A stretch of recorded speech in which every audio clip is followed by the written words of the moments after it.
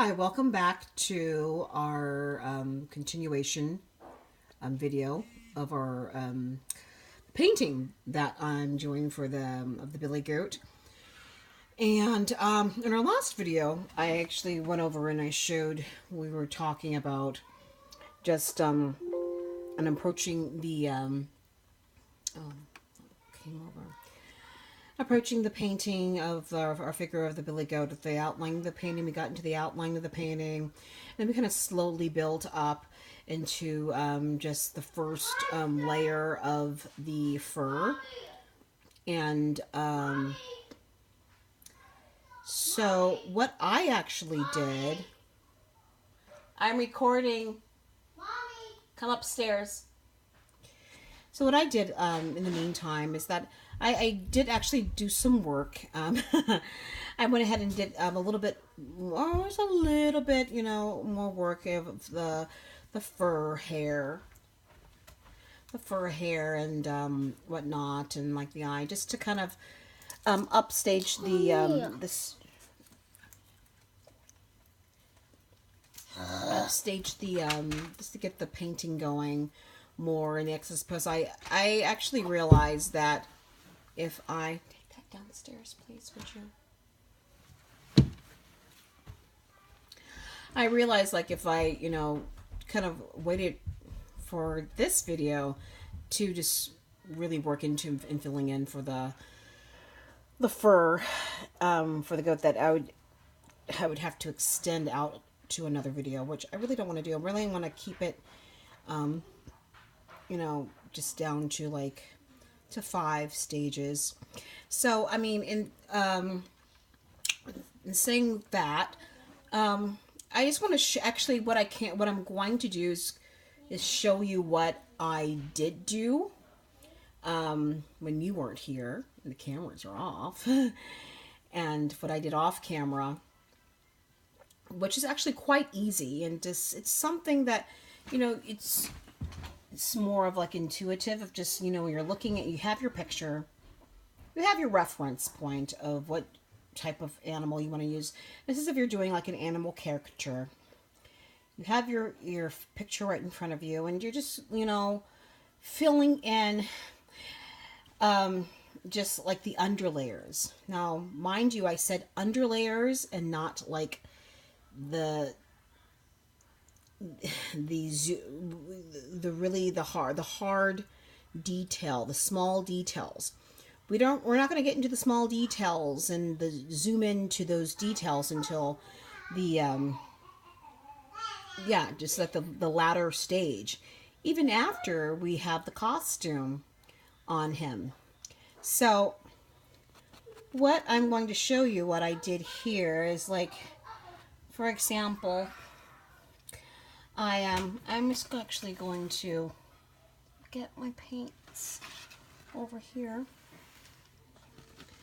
because I'm working with some burnt umber, and I'll show you what I did over here. It's just kind of just worked in some underlayers. And when you're working with underlayers, especially with animal fur, especially with, or just with any type of like a human, if you're doing like a portrait, a friend, a human being even, you're really just going to, you're going to work with a lot of earth tones.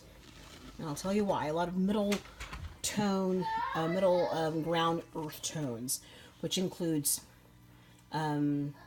sienna, burnt sienna, some umbers, and some Payne's gray, if you have any of those. And you're going to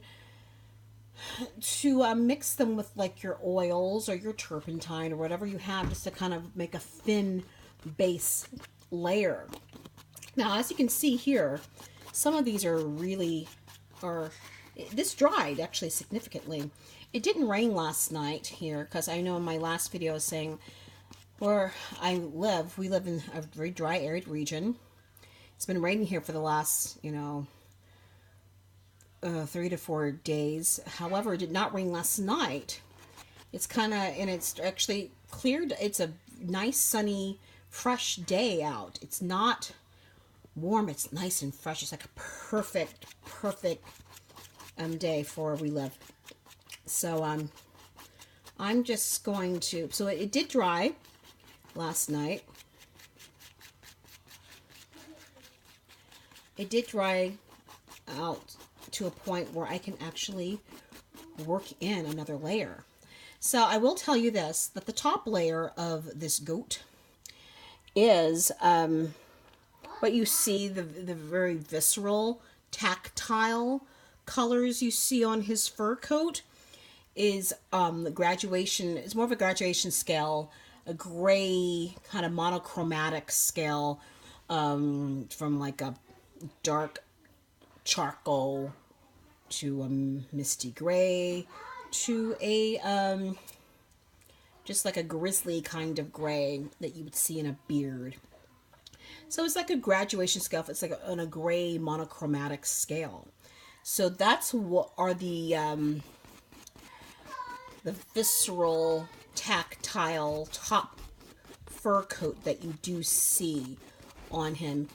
Now, before I get to that and start into that monochromatic scale,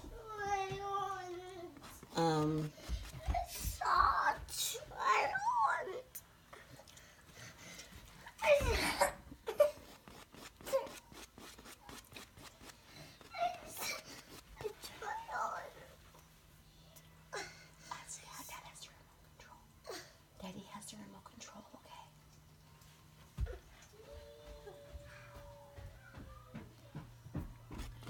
That monochromatic, as I was saying. So before we go into that monochromatic fur coat, that last tactile, I'm going to just kind of brush in some sienna or burnt umber, as I call it. I'm going to brush it in. I'm just going to brush some, just to prepare that glazing coat. Now, I know in the last couple of videos we talked about a lot. I brought up a couple of artists of, like John Singer Sargent and Rembrandt, and explain how their tactile detail of their brush just really laid on top, but laid on top of, the canvas. Because a lot of, both of those painters use like a palette knife. However, it's not, if you've ever had a chance to see either of those painters, their artists, the works up close in one of their galleries or whatnot, you can really see that there is like a translucent glazing. It's just not stuck up there like, for example, if you look at Picasso or one of the Cubism or, painters that really worked in geometric shapes or just kind of worked in blocks, kind of just laid the paint there and it was all about forms and shapes and less about glazing or whatever. Yeah, that's not what we're wanting to do here. And we want to get it. We want to have some type of like depth. We want to have some type of depth to it. At least, and if this is your first go around for doing something like this with the animal, caricature, you can build into it. You don't have to do what I'm doing. You don't have to, it doesn't have to be like at this level of like, oh, I got to do this. And, this is actually all paintings are a work in progress. And I think you should be able to approach your work that way. Every single piece of work that you do.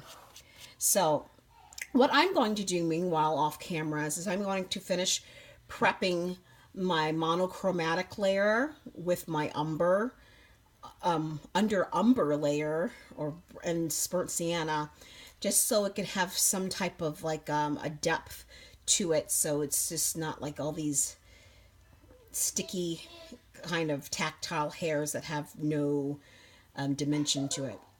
So I will look forward to seeing you guys next time. All right, bye.